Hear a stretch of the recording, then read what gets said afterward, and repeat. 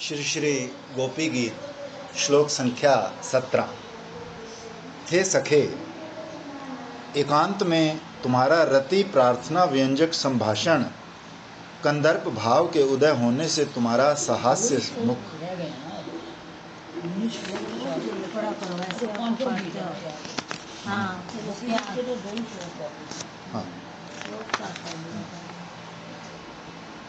प्रेम युक्त चितवन एवं परम शोभास्पद विस्तीर्ण वक्षस्थल बार बार विशेष रूप से देखकर हम लोगों की स्पृहा बलवती हो गई। इसलिए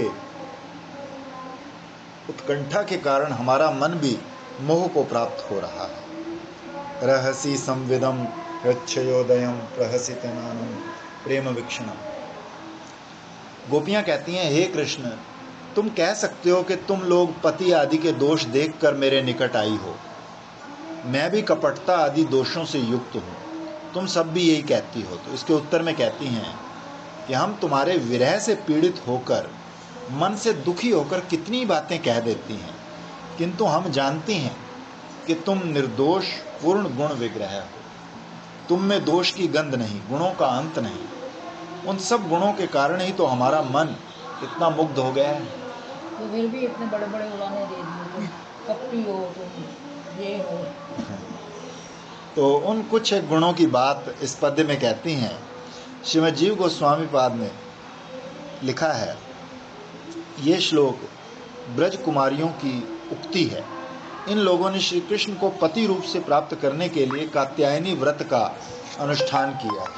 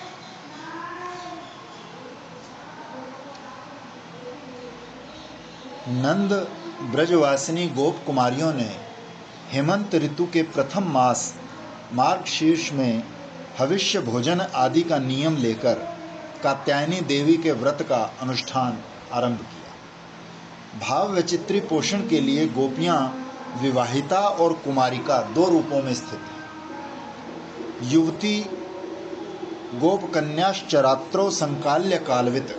इस हरिवंश वचन प्रमाण से जाना जाता है कि श्री कृष्ण ने रास लीला प्रसंग में युवतियों और गोप कन्याओं को रास स्थली पर मिलाया था। विवाहिताएं ही युवती और अविवाहिताएं ही गोप कन्या नाम से ख्यात है। ये गोप कन्याएं ही कात्यायनी व्रत परायणा थी और इनका श्री कृष्ण के प्रति पतिभाव था। किंतु मिलन आदि सब कुछ परकियाओं की तरह ही संपन्न होता। कारण गोकुल में जो गोप कन्याएं श्री हरि के प्रति पति भाव संपन्न थी, उनका विवाह विप्राग्नि को साक्षी बना नहीं हुआ, बल्कि स्वकीय भाव गौण है। माता पिता आत्मीय स्वजन से छिपकर गंधर्व रीति से विवाह हुआ था, इसलिए उनमें प्रच्छन्न कामता आदि परकियाओं की तरह ही विद्यमान थे। क्योंकि स्वकीय भाव से रास आदि विहार संभव ही नहीं। कात्यायनी व्रत उद्यापन के दिन श्री कृष्ण ने उनका चीर हरण किया था और इस प्रकार हास्य मधुर वदन से सरस मधुर दृष्टि विलास के साथ उनसे रहस्य आलाप किया था कि उनके विशाल वक्ष की मोहन शोभा और कंदर्प उदय देखकर कुमारिकाओं के चित्त में उन्हें अपने भाव के अनुरूप प्राप्त करने की आशा अतिशय बलवती हो गई थी।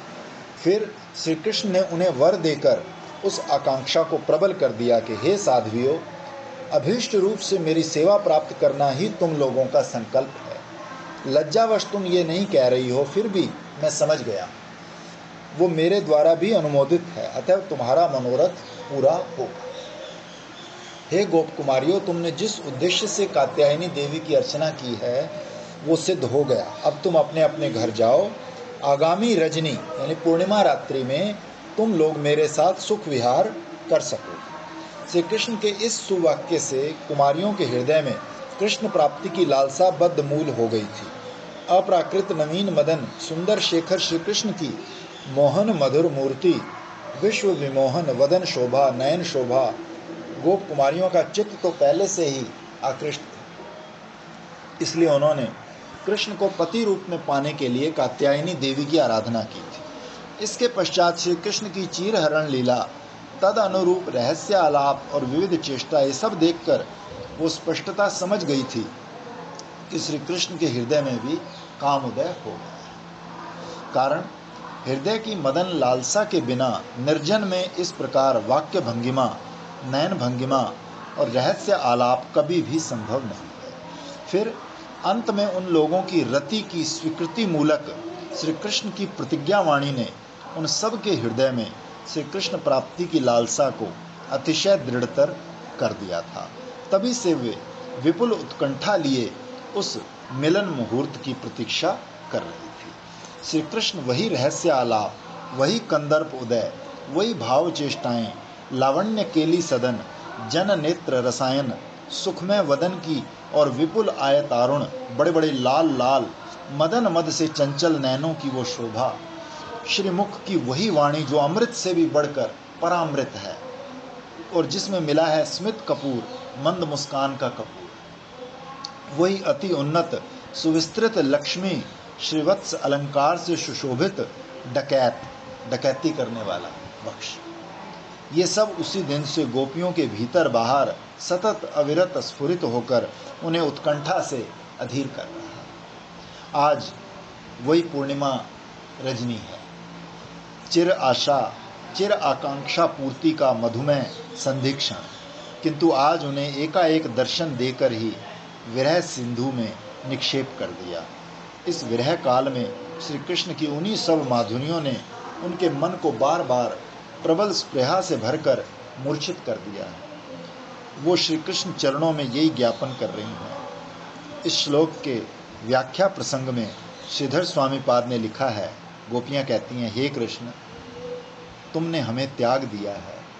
तुम्हारे दर्शन से हम लोगों को जो हृदय रोग हो गया है वो तुम्हारे अदर्शन से अतिशय बढ़ गया है। तुम संग दान कर हमारे इस रोग की चिकित्सा करो।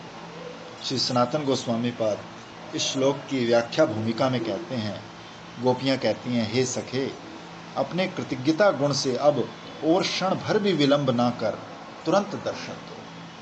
श्रीपाद गोस्वामी चरण ने लिखा है कि ये पद अन्य 4 पदों के बहुब्रीहि समास निष्पन्न विशेषण के रूप में भी प्रयुक्त हो सकता है। जो किसी गुण या अवस्था को विशेषित करे वो विशेषण है। श्री कृष्ण की अवस्थाओं को देखकर गोप कुमारियां समझ गई कि उनके साथ मिलने के लिए श्री कृष्ण के काम का प्राकट्य है। परम तत्व में वस्तु है श्री कृष्ण स्वतः पूर्ण, आप्त काम, आत्मा राम शिरोमणि। ये उनके हक्षय या काम का स्वरूप तत्व समझना होगा। हम लोग हैं प्राकृत कामना वासना वाले जगत के मनुष्य। काम कहते ही प्राकृत मनुष्यों की रमणी मिलन की लालसा की तरह एक मनोवृत्ति की बात हमारे मन में जगना स्वाभाविक है।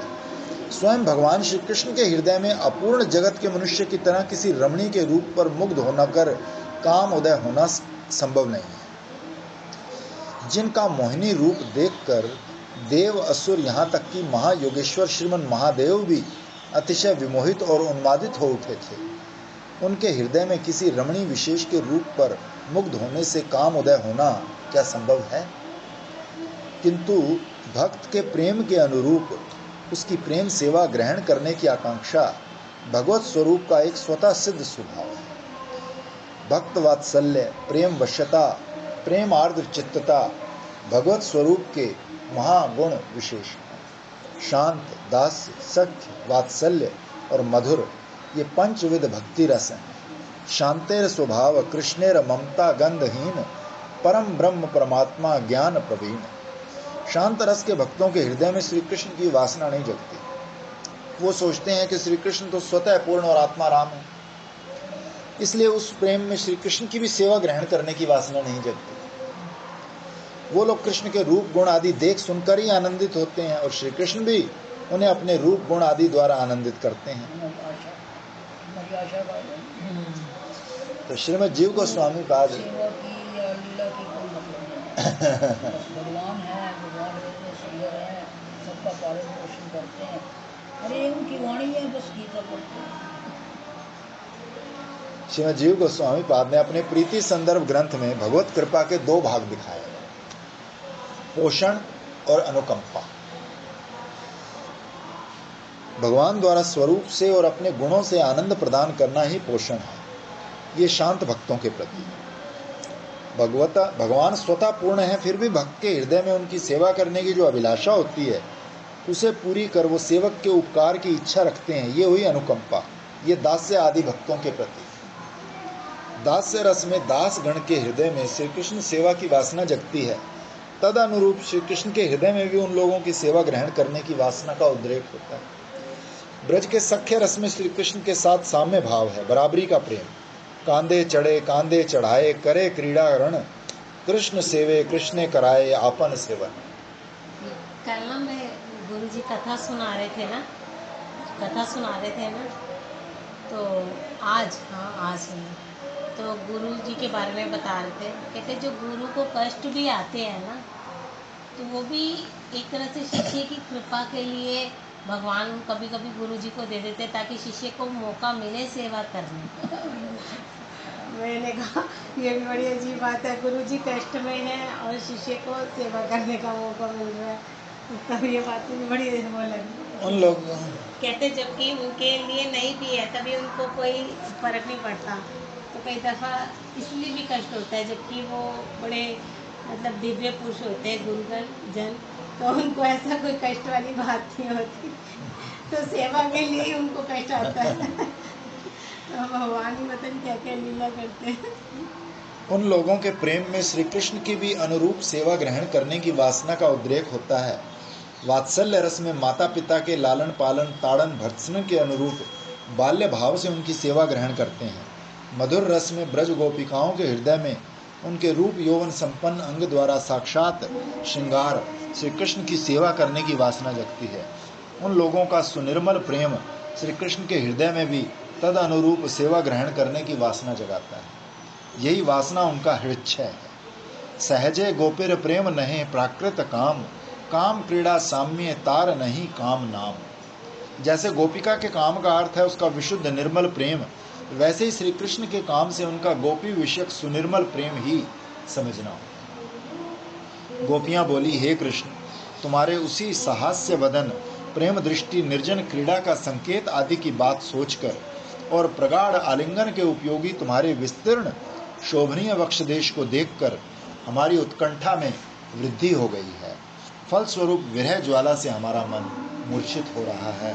तुम दर्शन देकर हमारी प्राण रक्षा करो।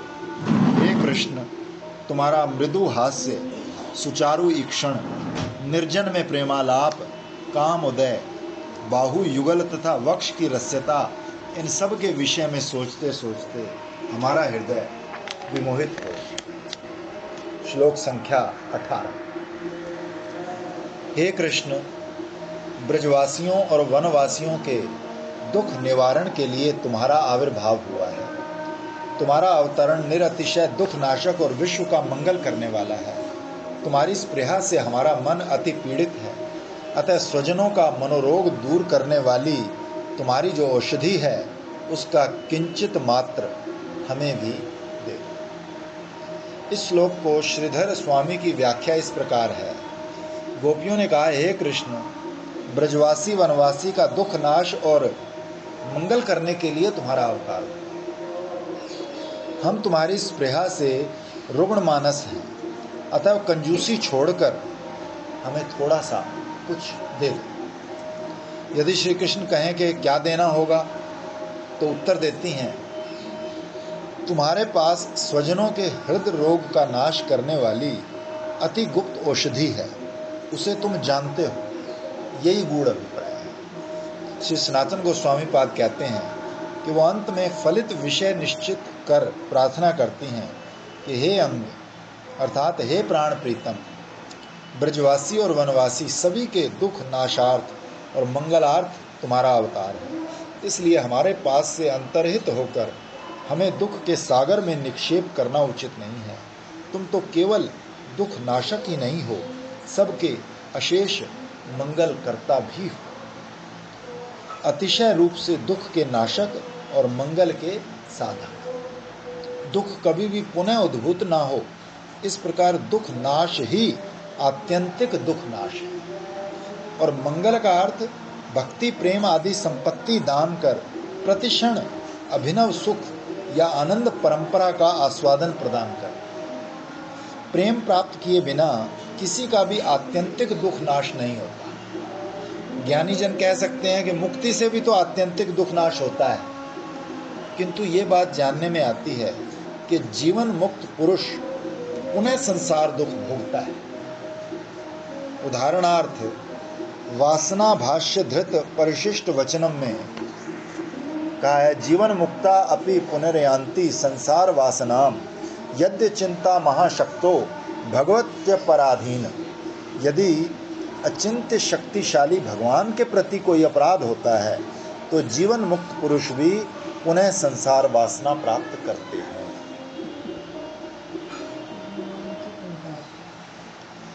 केवल ज्ञान मुक्ति दिते नारे भक्ति बिने, कृष्ण उन्मुखे से ही मुक्ति है बिना ज्ञाने। ज्ञानी जीवन मुक्ति दशा पाइनु करी माने, वस्तुत बुद्धि शुद्ध नहे कृष्ण भक्ति बिने। देवताओं ने देवकी गर्भगत श्री कृष्ण की स्तुति में कहा कि हे कमल लोचन, जो तुमसे विमुख है, तुम्हारे प्रति भक्ति के अभाव से उनकी बुद्धि ही शुद्ध नहीं, इसलिए वो वस्तुतः विमुक्त ना होकर भी विमुक्त होने का अभिमान करते हैं। बड़े कष्ट से तपस्या आदि द्वारा जीवन मुक्त दशा प्राप्त करके भी तुम्हारे श्री चरणों के प्रति अनादर के कारण वो उस दशा से गिर जाते हैं। मंगल का अर्थ प्रेम संपत्ति पाकर जीव को प्रतिक्षण अभिनव सुख या आनंद की परंपरा का आस्वादन करना। अब यदि कृष्ण कहें कि मेरा भक्त तो मेरे प्रति प्रेम भक्ति प्राप्त करता है, सर्वदा मेरे संग और दर्शन की प्राप्ति तथा तद अनुरूप सुख संपत्ति पाने के लिए वैकुंठ आदि की भी कामना करता है, ये मैं जानता हूँ। अब तुम सब क्या चाहती हो बताओ।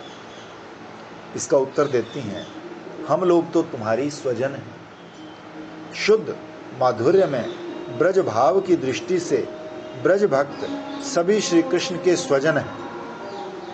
माधुर्य उपासक ब्रज भक्तों में कभी भी वैकुंठ जाने की इच्छा नहीं रहती। वो किसी प्रकार ऐश्वर्य धाम वैकुंठ चले भी जाएं, तब भी भगवान का ऐश्वर्य उनके माधुर्य में ब्रज रस चिंतन को अवरुद्ध नहीं कर सकता। इसके प्रकृष्ट दृष्टांत हैं श्री बृहद भागवतामृत के श्री गोपकुमार। वो वैकुंठ में उसी महा आनंदमय राज्य में विषाद भरे रहते हैं। ब्रज के सख्य रस के उपासक गोप कुमार के चित्त में ब्रज के श्री मन मदन गोपाल की स्मृति ही सतत जागरूक रहती है। भगवत्वांछा कल्पतरु वैकुंठनाथ श्रीमन नारायण ने गोप कुमार की अभिष्ट पूर्ति के लिए उनके आगे सपार्षद श्री नंद नंदन रूप धारण किया। श्री नंद नंदन रूप से उन्होंने वैकुंठ के उद्यान में गोप कुमार की अभिष्ट गोचारण लीला भी प्रकट की। फिर भी गोप कुमार की मधुर वृंदावन में श्रीमन मदन गोपाल की अदर्शन जनित विरह वेदना प्रशमित नहीं हुई। ये ब्रजवासी भक्तगण ही श्री कृष्ण के स्वजन हैं। ये भी दो प्रकार के हैं। काम रूपा और संबंध रूपा भेद से ब्रज भक्ति दो प्रकार की। संबंध रूपा श्री गोविंद के पितृत्व आदि का अभिमान अर्थात मैं गोविंद का पिता, उनकी माता, उनका दास, उनका सखा। उनका कोई संबंध तो है नहीं, भाई एक मोहल्ले में रहते हैं या हमारा भाई है या बेटा है, ऐसा कोई संबंध तो है नहीं। तो संबंध है उनका तो नहीं है, उनका तो कोई संबंध नहीं, खाली काम का संबंध है। ये मनन ही संबंध रूपा भक्ति। अब काम रूपा, जो प्रेममयी भक्ति संभोग तृष्णा, अंग संग आदि विषयों में स्वसुख वांछा को अपना स्वारूप्य प्राप्त कराती है, उसमें संभोग तृष्णा के उदय होने पर भी सर्वत्र केवल श्री कृष्ण सुख के लिए ही उद्यम देखने में आता है। ये काम रूपा भक्ति गोपिकाओं में ही है। तभी वो कहती हैं, हे प्राण प्रिय, स्वजनों का जो हृदय रोग या काम है उसे तुम निशेष रूप से नष्ट करते हो। तुम हमारे स्वजन हो, इसलिए तुम्हें भी वो सुविदित है। हम लोग तुम्हें पाने के लिए ही तुम्हारी स्पृहा है, अथवा तुम्हारी जो स्पृहा या रमण इच्छा है वही जिन लोगों की आत्मा या मन में व्याप्त है, उन्हीं हम गोपियों के प्रति जो देह है तुम वही दो। अभिप्राय यह है कि गोपियों को जो अभीष्ट है वो लज्जावश उसकी बात नहीं कह पा रही, बस कह रही हैं कि जिससे हमारा हृदय रोग का नाश हो सके ऐसा कुछ दो। इसलिए यत सर्वनाम पद प्रयोग किया गया है।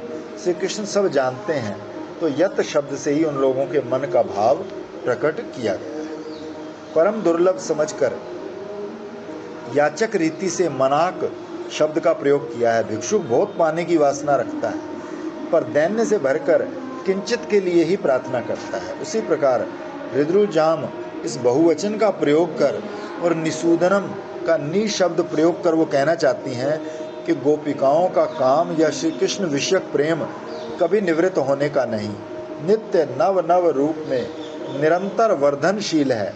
तभी उन्होंने सदा विविध प्रकार से प्रेम रति विलास की ही प्रार्थना की। मनाक शब्द एक ही समय सभी की वांछा पूरी करने की प्रार्थना का द्योतक है।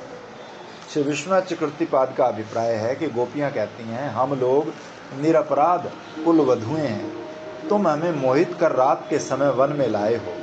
केवल उत्कंठा अग्नि में हमारे प्राण दग्ध करना तुम्हारा अभिमत नहीं हो सकता। अपना अंग संग देकर हमारा प्राण पालन भी तुम्हारा कर्तव्य है। सभी का दुख दूर करने के लिए ही तुम्हारा अवतार है। हम लोगों की खातिर तुम्हें जो करना है वो तो किया, अब अपने यशो नैर्मल्य, यश की निर्मलता की रक्षा के लिए भी तो इस विपदा से हमारा उद्धार कर सकते हो। तभी कह रही हैं, ब्रजवासियों और कानन वासियों को आनंद प्रदान करने के लिए ही तुम्हारा अवतार हुआ है। इस बात को ध्यान में रखकर अन्यथा आचरण मत करो, हमारी मनोपीड़ा का। श्लोक संख्या 19। हे प्रिय, हम तुम्हारे जिन परम कोमल चरण कमलों को अपने कठोर स्तनमंडल पर डरते हुए धीरे धीरे धारण करती, तुम उन्हीं श्री चरण कमलों से तीक्ष्ण कांटे कंकड़ भरी वन भूमि पर विचरण करते हो। उन कांटे कंकड़ों के कारण तुम्हारे श्री चरणों को न जाने कितनी व्यथा होती है, यही सोचकर हमारा चित्त विभ्रांत होता है। तुम ही हमारे जीवन हो, तुम वन वन और भ्रमण मत करो, हमारे निकट आ जाओ। ये अभिप्राय। श्री कृष्ण गोपियों से मानो कह रहे हैं कि तुम्हारा हृदय रोग क्या है और उसका निसूदन या विनाश कैसे संभव है, सब खोल कर नहीं बताओगी तो मैं धारणा नहीं कर पाऊंगा। तो इसके उत्तर में वो श्लोक में रोदन करते करते अपने हृदय रोग की बात श्री कृष्ण चरणों में निवेदन कर रहे हैं। श्री सनातन गोस्वामी पाद ने श्लोक के व्याख्या प्रसंग में कहा कि ब्रज बालाओं ने अपने अभीष्ट विषय की बात नाना प्रकार से श्री कृष्ण को बताई और अंत में उनके वन भ्रमण की बात सोचकर सुकोमल चरण कमलों में होने वाले निदारुण व्यथा की संभावना का उल्लेख किया। अपनी प्रार्थना को तुच्छ कर और कोई चर्चा नहीं की। विशुद्ध प्रबल प्रेम से भरकर अभिभूत होकर केवल श्री कृष्ण सुख की वासना करते हुए रोते रोते कहने लगी, हे प्रिय, हे कोमल, हे सुंदर, हे मधुर, तुम्हारे श्री चरण परम कोमल हैं, कमल से भी अधिक सुकोमल और सुकुमार। हम उन्हें अपने कठोर स्तनमंडल पर रखती तो इस आशंका से कि वो दब जाएंगे, डरते हुए धीरे धीरे धारण करती है। तुम उन्हीं चरण कमलों से कंकट कंटक में वन भूमि पर भ्रमण कर रहे हो। इससे तुम्हारे कोमल चरणों में न जाने कितनी व्यथा हो रही है। ये सोचकर हमारा चित्त चंचल और विक्षुब्ध हो रहा है, क्योंकि तुम ही तो हमारे जीवन के जीवन हो। हम लोग तुम्हारे अतिरिक्त और कुछ भी नहीं जानती। तुम हमारे प्रिय अपरिहार्य प्रेम के विषय हो।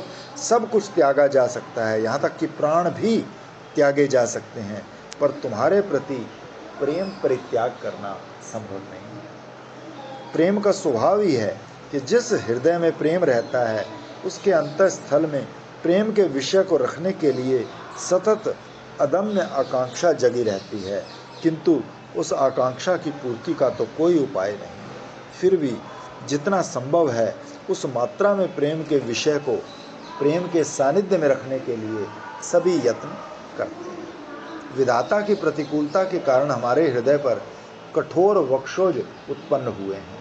हम तभी इन वक्षोजों के ऊपर ही धारण किए रहती हैं तुम्हारे श्री चरण। यहाँ प्रणिधान योग्य विषय है कि प्रिय के वक्ष पर धारण कर सुख से आत्महारा हुई रहती है, किंतु ब्रज देवियां अपने प्राण कोटि प्रीतम परमानंद घन मूर्ति साक्षात मनमथ मन में श्री कृष्ण के श्री चरण वक्ष पर धारण करके भी आत्म सुख में ज्ञान नहीं खोती। वो श्री कृष्ण सुख की ओर देखकर सुख विरोधी जो भीति हैं, उसी भीति से युक्त हृदय लिए श्री चरणों को धीरे धीरे वक्ष पर धारण किया करते हैं। इसमें उनकी निज सुख कामिकता का अत्यंत अभाव ही देखने को मिला। इसे रसिक जन ही समझ सकते। ये विषय विशेष रूप से चिंतन या प्राणिधान चाहता है।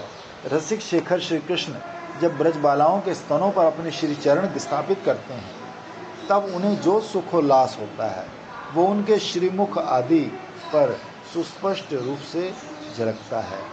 ब्रज देवियां भी उसे प्राण भर कर देखती हैं। फिर भी श्री कृष्ण के कष्ट की संभावना से उन्हें दुख। ये भाव महाभाववती ब्रज देवियों की ही निज संपदा है। दूसरों की बात दूर, रुक्मिणी आदि महिषियों का भी इस भाव संपदा पर कोई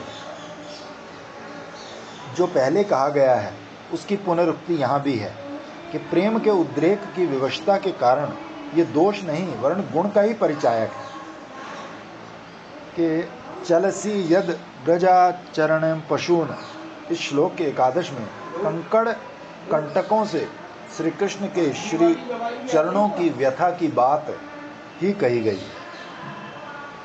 यहाँ 88 कहा गया जो निशा भ्रमणार्थक है, गोचारण के लिए तृणमय प्रदेश में परिभ्रमण और प्रकाश में दिवालोक कंकड़ आदि की बात नहीं। निशा भ्रमण में वो संभव हो गया है। कूर्प आदि का आदि पद कंकड़ बताता है। यद्यपि वृंदा देवी के प्रयत्न से और वृंदावन के स्वभाव से वृंदावन में कंकड़ कंटक आदि की आशंका नहीं है, फिर भी बंधु के हृदय में अनिष्ट की आशंका सर्वदा ही बलवती होती है। सो ये युक्ति युक्त है इस वितर्क के लिए कि किम स्वितम पदों की अवतारणा की गई। ब्रज के मोह प्राप्त होने का कारण ये है कि गोपियां कृष्ण एक जीवन है। श्री कृष्ण के बिंदु मात्र अनिष्ट की आशंका से भी उनके चित्त अस्थिर हो कहती हैं, वही दुश्चिंता मन में उदित होने से हमारे लिए प्राण धारण करना असंभव हो गया। ये पद स्वयं भगवती श्री कृष्ण प्रियावली मुख्या श्री वृषभानुनंदनी के श्री मुख की ही उक्ति है। श्रीपाद सनातन गोस्वामी ये कहते हैं कि इस गोपी गीत में वन भ्रमण विषयक क्लेश की बात, स्तनों पर श्री चरण धारण का उल्लेख, श्री अधरामृत की प्रार्थना, ये सब दो बार है। श्री मुख का सौंदर्य बहुत बार वर्णित है, क्योंकि श्री मुख माधुरी संदर्शन ही मोहित होने का कारण है। राधा रानी के पूर्व राग के संदर्भ में पदकर्ता ने श्याम की मुख माधुरी को लेकर गोपी का क्षोभ वर्णन किया है। अवनत आनन, माधव को देखकर मैं मुंह नीचा किए रही, नैन चोर को मना कर दिया, किंतु जैसे चकोर चांद को देखता है वैसे ही वो प्रिय की मुख माधुरी का पान करने लगा। मैं उसे वहां से बलपूर्वक हटाकर लाई और अपने चरणों में रख ली। मत्त मधुकर उड़ नहीं सकता, पर वो पंख फड़फड़ाता है। उसी प्रकार मेरे पैरों में पड़े मेरे नेत्र चरणों को छोड़कर उठ तो नहीं पाए, पर बार बार कोरों से माधव का मुख देखने की चेष्टा करने लगे। माधव ने मधु की बात की तो मैंने कान बंद कर लिए, और तभी वहां पंचबाण मदन धनुष लिए मेरा वैरी हो गया। फलस्वरूप देह के पसीने से अंग राग बह गया। ऐसा पुलक हुआ कि कंचुकी फट गई, हाथों के कंगन टूट गए। विद्यापति कहते हैं हाथ पैर सब कांप रहे हैं, बात बताते नहीं बनती। इस प्रकार इस श्लोक में और भी अनेक विषय अनुसक्त हैं। सदाशय रसिक भक्तजन उन्हें समझ ले। श्री विश्वनाथ चक्रवर्तीपाद की व्याख्या का मर्म ये है कि श्री कृष्ण मानो कह रही हैं, अरि रसिकाओ, तुम जिन चरणों की प्रार्थना कर रहे हो, मेरे वो चरण तो इस समय वन भ्रमण के सुख में निमग्न है, उन्हें तुम्हारे स्तन मंडल पर रहने का अवकाश कहाँ। ये सुनकर गोपियां रोदन करते करते कहने लगी, तुम्हारे इन अति कोमल चरण कमलों को हम अपने कठोर स्तन मंडल पर धारण करने में डरती थी कि तुम इनसे कंटकपूर्ण वन में विचरण कर रहे हो। हाय, अपने चरण कमलों को हमारे स्तन मंडल पर रखकर हमें प्रीति प्रदान करो। हमारा लक्ष्य अपना सुख नहीं है, हम तो केवल तुम्हारे सुख के लिए ही ये कह रहे हैं। हमारे स्तन मंडल पर श्री चरण स्थापित कर तुम्हें प्रीति भी खेद हो रहा है। हाँ, उस भय के कारण जो लोग बहुत धीरे धीरे अति सतर्कता से तुम्हारे चरणों को कोमल भाव से धारण करती थी।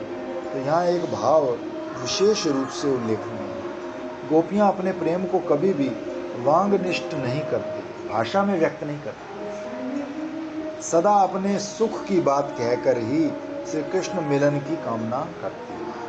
उनका हृदय सतत श्री कृष्ण सुख कामना में विस्तृत होता है। जैसे किसी प्रदीप के आलोक से घर के भीतरी भाग अच्छी तरह आलोकित करना हो तो घर के द्वार गवाक्ष आदि बंद रखने पड़ते हैं, अन्यथा बाहर का वायु प्रविष्ट कर दीप शिखा को कंपित या निर्वापित कर देगा, घर ठीक से आलोकित नहीं हो पाएगा।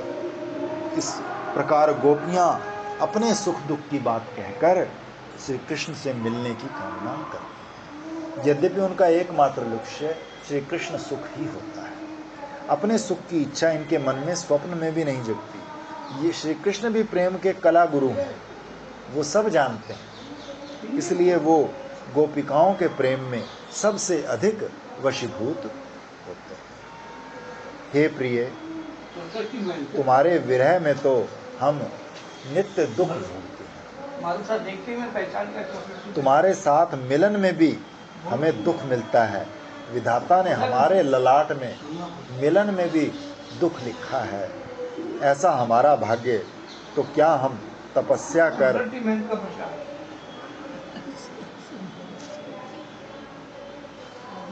तो 10वीं हो गई, अब लेंगे नहीं, अब होगा नहीं तो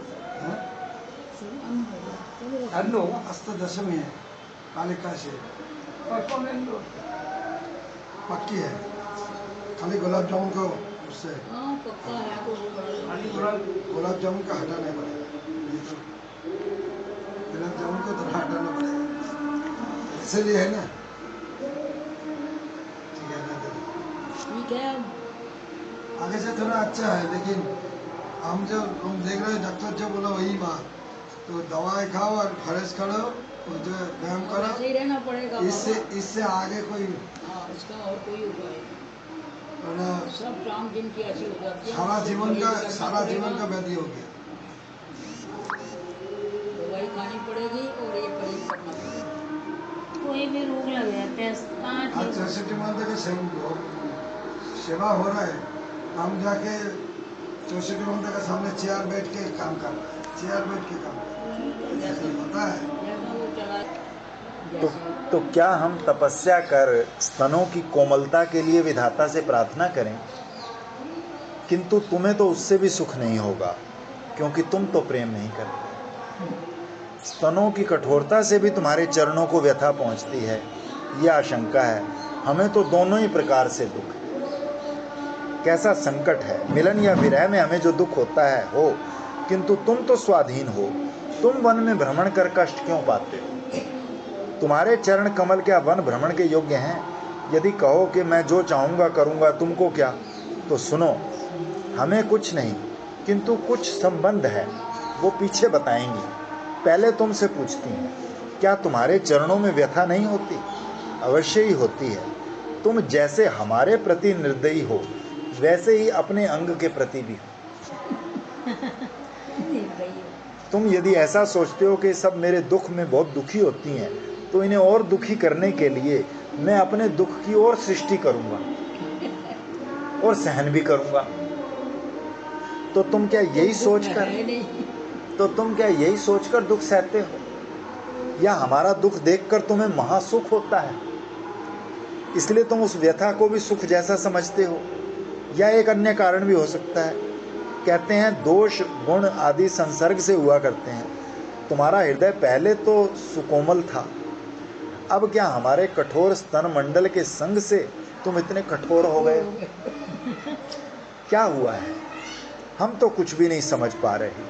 अथवा ये भी हो सकता है कि तुम्हारे श्री चरण स्पर्श के महात्म से ये तीक्ष्ण तीव्र कंकड़ भी कोमल हो गए हों। सुना है श्री रामचंद्र के श्री चरण स्पर्श से पाषाण मानवी हो गया था, पहाड़ की शिला गल गई थी। तुम्हारे पदांकों से पहाड़ भी अलंकृत हो गया था। क्या अब भी वैसा ही हो रहा है?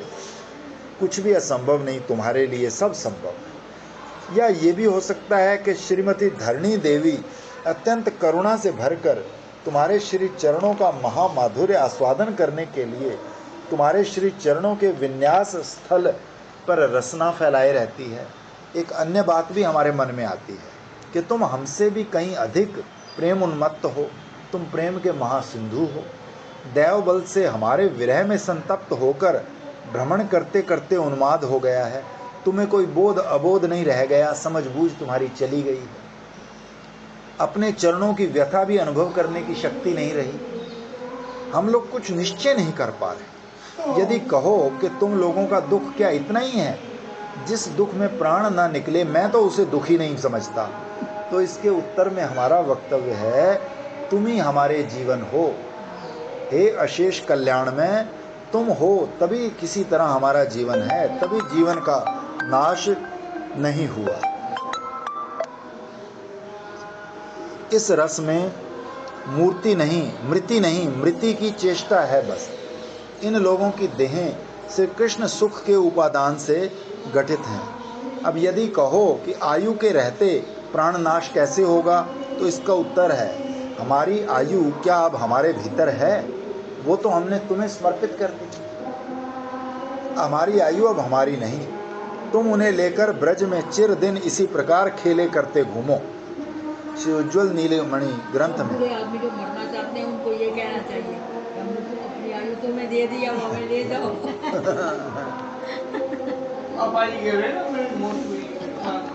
आगे जो कह रहा था पापा जी कहते हैं, मृत्यु भी मांगता हूँ, रोग भी नहीं आती। उनको कहना चाहिए। श्री विश्वनाथ चक्रवर्ती पाद की व्याख्या भी किंचित अलग है। श्री उज्ज्वल में श्लोक की आनंद चंद्रिका टीका का आरंभ इस प्रकार है कि बंधुजनों का हृदय सर्वदा ही आशंका से युक्त होता है। बंधु का दुख लेश मात्र भी हो तो अन्य बंधु के मन में मरण की आशंका तक समुदित हो जाती है, किंतु ब्रज का भाव अति भिन्न है। इसमें श्री कृष्ण के सुख में भी ब्रजमालाएं श्री कृष्ण पीड़ा की वृथा कल्पना कर खिन्न होती हैं। महाभाव का यही महालक्षण है। मध्य लीला अष्टादश परिच्छेद में श्रीमन महाप्रभु ने वृंदावन भ्रमण के समय शेष शाही में ये लक्ष्मी दर्शन करके श्लोक पढ़ा था।